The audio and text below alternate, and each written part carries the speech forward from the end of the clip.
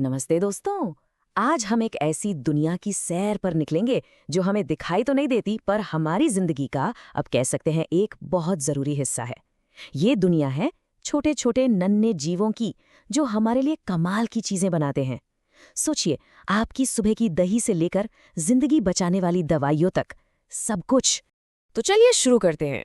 सबसे पहले हम मिलते हैं हमारे कुछ छोटे छोटे लेकिन बहुत ही काम के दोस्तों से। ये वो माइक्रोस्कोपिक कारीगर हैं जो हमारे किचन में हमारे पसंदीदा खाने पीने की चीज़ों के पीछे छुपे हुए हैं। अच्छा, मैं आपसे एक सवाल पूछता हूँ। कभी सोचा है कि जो दही आप रोज खाते हैं और वो जो मुलायम सी ब्रेड नाश्ते में होती है, उन दोनों में कॉमन क्या है? क्या कनेक्शन हो सकता है? जरा सोचिए। और जवाब है हमारे अदृश्य छोटे मददगार यानी कि सूक्ष्म जीव। जी हाँ, यही वो छोटे छोटे जादूगर हैं जो इन दोनों टेस्टी चीजों को बनाने के पीछे का असली राज है। तो अब जब आपका इंटरेस्ट बन गया है तो चलिए इसे थोड़ा टेक्निकली समझते हैं। देखिए, विज्ञान का वो फील्ड जहां हम इन्हीं सूक्ष्म जीवों का इस्तेमाल करके मतलब इंडस्ट्रीज में बड़े लेवल पर प्रोडक्ट्स बनाते हैं, उस फील्ड को कहते हैं इंडस्ट्रियल माइक्रोबायोलॉजी, या हिंदी में कहें तो औद्योगिक सूक्ष्म जैविकी। तो इस टीम में कौन कौन है? सबसे पहले मिलते हैं बैक्टीरिया से। आपने लैक्टोबैसिलस का नाम तो सुना ही होगा। यही वो बैक्टीरिया है जो दूध से दही जमाता है। और एक और है एसीटोबैक्टर, ये सिरका यानी विनेगर बनाने के काम आता है। लिस्ट में अगला है यीस्ट। अरे हाँ, वही जिसे हम सब बेकिंग की वजह से जानते हैं। इसका साइंटिफिक नाम है सैक्रोमाइसीस सेरेविसी, और यह सिर्फ ब्रेड को सॉफ्ट और फ्लफी ही नहीं बनाता, बल्कि अल्कोहल बनाने की प्रोसेस का भी आप कह सकते हैं असली हीरो है। अब आते हैं फंगी पर। इनका काम तो और भी बड़ा है, सिर्फ खाने पीने तक ही नहीं। एक तरफ एस्परजिलस नाइजर है जिससे साइट्रिक एसिड बनता है, तो वहीं दूसरी तरफ है पेनिसिलियम जिससे पेनिसिलिन जैसी लाइफ सेविंग एंटीबायोटिक्स बनती हैं। कमाल है ना? और हाँ, इस टीम के एक और मेंबर को कैसे भूल सकते हैं, एल्गी यानी शैवाल। ये आजकल बहुत इंपॉर्टेंट हो गए हैं, खासकर जब बात आती है फ्यूचर के बायोफ्यूल बनाने की या फिर फूड सप्लीमेंट्स की। ठीक है, तो हमने इन छोटे मददगारों की टीम से तो मुलाकात कर ली, पर सवाल ये है कि आखिर ये अपना काम करते कैसे हैं? ये जादू होता कैसे है? तो चलिए अब उस प्रोसेस को समझते हैं जिसे हम कहते हैं फर्मेंटेशन या किण्वन। तो फर्मेंटेशन है क्या? बहुत सिंपल शब्दों में कहें तो ये एक ऐसा प्रोसेस है जिसमें ये माइक्रो ऑर्गेनिजम्स शुगर जैसी चीज़ों को खाते हैं और उन्हें किसी और यूजफुल प्रोडक्ट में बदल देते हैं। मतलब एक तरह का बायो ट्रांसफॉर्मेशन। और मज़े की बात यह है कि ये काम अक्सर बिना ऑक्सीजन के होता है। और देखिए, फर्मेंटेशन भी एक तरह का नहीं होता, इसके कई टाइप्स हैं। जैसे कि आप यहाँ देख सकते हैं, अल्कोहलिक फर्मेंटेशन में यीस्ट शुगर को इथेनॉल और कार्बन डाइऑक्साइड में बदल देता है। फिर है लैक्टिक एसिड फर्मेंटेशन जो दही बनाने के लिए होता है, और एक है एसिटिक एसिड फर्मेंटेशन जिसमें अल्कोहल सिरके में बदल जाता है।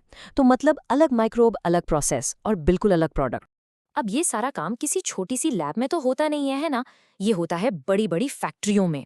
तो चलिए अब आपको इन माइक्रोब्स की विशाल फैक्ट्री के अंदर लेकर चलते हैं। ये जो आप देख रहे हैं इसे कहते हैं बायोरिएक्टर। आप इसे इन माइक्रोब्स का एक तरह का वर्क स्टेशन या 5 स्टार होटल समझ सकते हैं। ये एक बहुत बड़ा कंटेनर होता है जिसमें इन जीवों को काम करने के लिए एकदम परफेक्ट माहौल दिया जाता है। इस बायोरिएक्टर के अंदर सब कुछ बहुत कंट्रोल्ड होता है। टेम्परेचर को बिल्कुल सही रखा जाता है, पीएच लेवल को मैनेज किया जाता है, हवा का फ्लो यानी एरेशन सिस्टम भी होता है, और एक स्टरर लगातार मिक्सिंग करता रहता है। मकसद सिर्फ एक है कि हमारे ये छोटे दोस्त अपना काम बेस्ट तरीके से कर पाएं। और जब ये छोटे मददगार अपना काम करते हैं तो जो प्रोडक्ट्स बनते हैं ना, वो सच में कमाल के हैं। कुछ तो ऐसे हैं जिसके बिना आज की दुनिया सोच भी नहीं सकते। सबसे पहले और सबसे जरूरी एंटीबायोटिक्स जैसे कि पेनिसिलिन। ये वो दवाइयां हैं जो बैक्टीरियल इन्फेक्शन से लड़ती हैं और हर साल लाखों करोड़ों जानें बचाती हैं। फिर आती हैं वैक्सीन्स। ये हमारे शरीर को बीमारियों से लड़ने के लिए तैयार करती हैं, हमें इम्यूनिटी देती हैं। और आपको पता है, इन्हें बनाने में भी इन माइक्रोब्स का बहुत बड़ा रोल है। एंजाइम्स के बारे में तो क्या ही कहें, ये वो सुपर प्रोटीन्स हैं जो आपके कपड़ों पर लगे दाग हटाने वाले डिटर्जेंट से लेकर खाना पचाने में और दवाइयाँ बनाने तक हर जगह काम आते हैं। और हाँ, चलिए वापस आते हैं उन चीज़ों पर जहाँ से हमने ये कहानी शुरू की थी। ब्रेड, पनीर, योगर्ट और भी न जाने कितने तरह की ड्रिंक्स। ये सब इन्हीं छोटे दोस्तों की मेहनत का नतीजा है। और कहानी यहीं खत्म नहीं होती। आज ये माइक्रोब्स हमें बायोफ्यूल भी दे रहे हैं। जैसे इथेनॉल और बायोगैस, मतलब हमारे प्लैनेट के लिए एक क्लीन और इको फ्रेंडली एनर्जी सोर्स। अब ये सब सुनने में तो बहुत ही अच्छा लगता है ना, पर जैसा कि हर बड़ी टेक्नोलॉजी के साथ होता है, इस फील्ड में भी अपने कुछ चैलेंजेस हैं और हमें आगे के रास्ते के बारे में भी सोचना होगा। तो कुछ सबसे बड़े चैलेंजेस क्या हैं? पहला है कंटामिनेशन का खतरा, मतलब कोई अनचाहा माइक्रोब प्रोसेस में ना आ जाए। दूसरा, प्रोडक्शन की कॉस्ट अक्सर काफ़ी ज़्यादा होती है। और तीसरा, प्रोसेस के बाद जो वेस्ट बचता है उसे मैनेज करना भी एक बड़ी जिम्मेदारी है। लेकिन इन चुनौतियों के बावजूद जो बात सच है वो ये है कि इंडस्ट्रियल माइक्रोबायोलॉजी हमारी मॉडर्न लाइफ में बहुत ज़रूरी रोल प्ले करती है। ये साइंस और इंडस्ट्री के बीच एक पावरफुल कनेक्शन है जो हमें सस्टेनेबल तरीके से ज़रूरी प्रोडक्ट्स देता है। तो दोस्तों, आज हमने इन छोटे छोटे मददगारों की बड़ी सी दुनिया की बस एक झलक देखी है, पर यकीन मानिए ये तो सिर्फ शुरुआत है। अब असली सवाल ये है कि भविष्य में ये नन्हे जीव हमारी दुनिया को और कैसे कैसे बदल सकते हैं। इसके बारे में जरूर सोचिएगा। हमारे साथ जुड़ने के लिए शुक्रिया।